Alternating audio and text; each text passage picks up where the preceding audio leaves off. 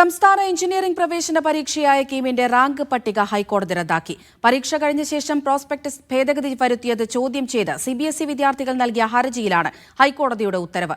വിഷയത്തിൽ മന്ത്രിസഭ ആലോചിച്ച് തീരുമാനമെടുക്കുമെന്ന് ഉന്നത വിദ്യാഭ്യാസ മന്ത്രി ആർ ബിന്ദു പറഞ്ഞു.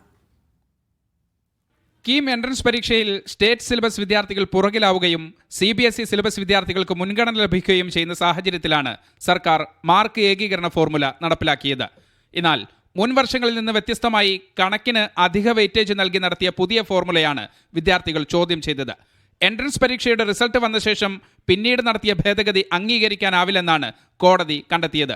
പെട്ടെന്നുള്ള പ്രോസ്പെക്ടസ് ഭേദഗതി നിയമപരമല്ലെന്ന് നിരീക്ഷിച്ച ഹൈക്കോടതി റാങ്ക് പട്ടിക പുനഃപ്രസിദ്ധീകരിക്കാനും നിർദ്ദേശിച്ചു. 14 വർഷമായി നിലവിലുള്ള പ്രോസ്പെക്ടസ് പെട്ടെന്നൊരു നിമിഷം ഫലം പ്രസിദ്ധീകരിക്കുന്നതിന് 1 മണിക്കൂർ മുമ്പ് സർക്കാർ മാറ്റി.